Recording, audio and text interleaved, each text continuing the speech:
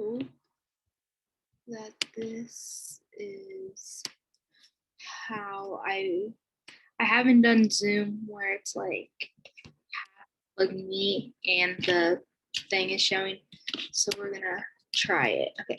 So this is my course one reflection over the Tiny Tim's little paper that we had to read.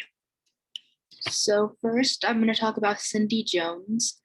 And I was really surprised. I guess now I don't really think about how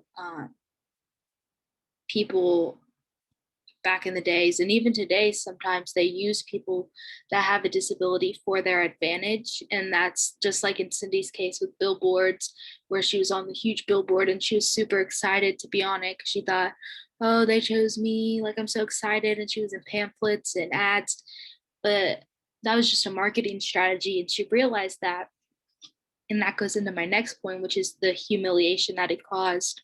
Not only self humility of her just realizing this is me on a newspaper, an ad um, that all my friends are going to see, and they're going to know it's me. They're not going to just think it's somebody else, and it's telling them um, that I'm wrong or I'm bad and they need to change themselves so that they don't end up like me. And just public humiliation because the kids in her class knew about it and the teacher was passing it out saying get vaccinated against the polio. And so that would have just been really hard. If I was in her shoes, I would have been really embarrassed and just humiliated for something that I couldn't even um, change about myself. And also these ads struck fear in the public about um like to get vaccinated, trying to make people fearful of the disease itself, but also fear about the people themselves. Like Cindy, they were saying that they wanted people to be fearful of them, of people with polio, so that they want to get it, so they would get the vaccine and things like that. And I think even today, sometimes a lot of billboards can strike, just not even just billboards, just ads in general can strike fear and in people to try and get them to do something. It's a marketing strategy that has worked, so people are going to keep doing it until it doesn't anymore. But this just isn't the right way to uh, evoke fear in someone, I think, at least. So the next slide is going to be John Hockenberry. And so John Hockenberry, he's the one um, who was a writer, journalist type thing. And one day he just went into his work and everyone was surprised he was in a wheelchair. And I think that just showed a lot about society's assumptions of people based just on our internal automatic thoughts of, oh, everyone's going to be like me, complete, like able bodied, look exactly like me, or else they want to be able to do what I'm doing. I'm like, it's just like that. So I think but it also probably sparked the assumptions of readers. Like, I think that as a reader, you don't know what the writer looks like or anything like that in a newspaper. So the readers probably didn't know that he was in a wheelchair or anything like that. Um, so I think that's really important to, we kind of have these preconceived notions of what certain people look like, but those are just kind of like stereotypes that we kind of need to break away from as society. And it's really hard when you kind of just grow up with that mindset to change it. But it's something that I've definitely been trying to change. And after reading this, I have for sure kind of thought about it a little more intentionally thinking about it also, because it's not just going to come to you super easy like that. So I think that's really important. And also with the jobs comes disqualifications for things. So now there's the there's laws against discrimination based on disabilities and things like that. And we saw in one of the videos that we watched this week about the sit-in in San Francisco and the whole United States pretty much, how they wanted equal rights. And I thought in the article, the Tiny Tim's article about when we read about Paul Miller, who was top of the line Harvard graduate, and he was getting not disqualified, but he was getting turned down from jobs left and right. And people that graduated lower than him were getting these high paying jobs right out.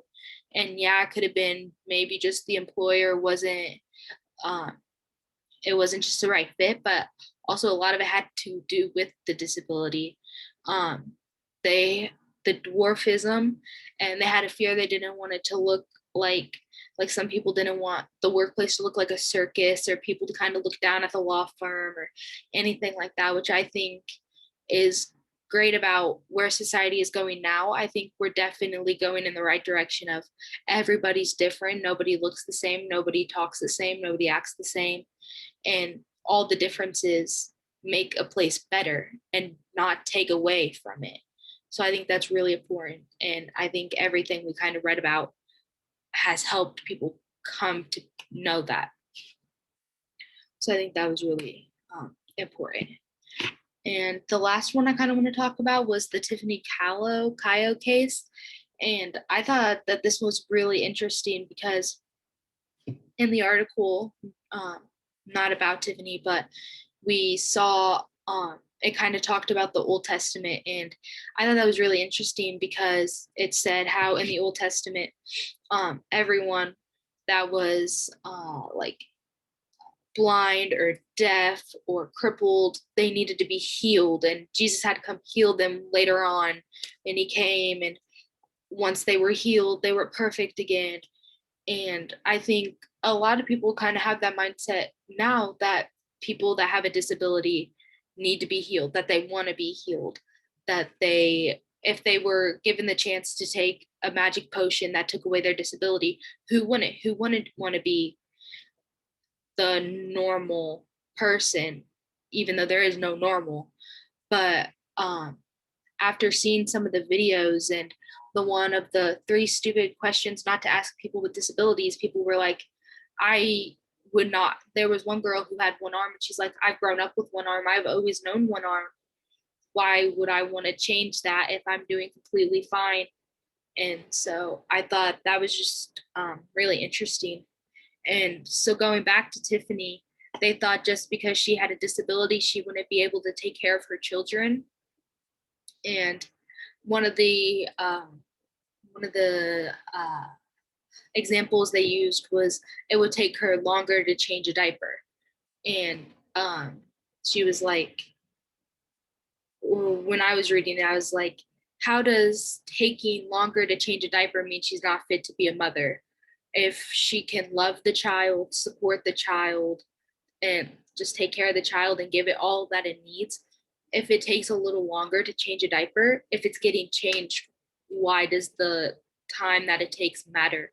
And they said in the article that it's bonding time, which yes, it is bonding time with the child. I think it's better to have someone who takes a little bit longer to change a diaper to take care of a child than someone who neglects a child. But there can be a perfectly able-bodied person who neglects a child, and the courts might not look into that case because there's nothing seemingly wrong with it unless something gets brought up in it.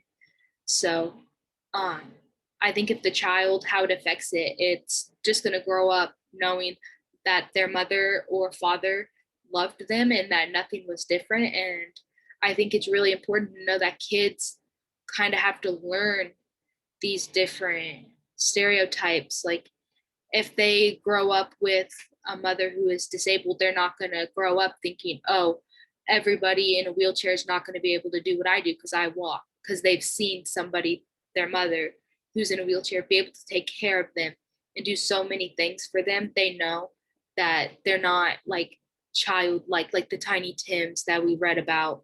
They're real humans that have emotions and intellectual abilities and things like that. And they're not just kind of people to look at or take pity on.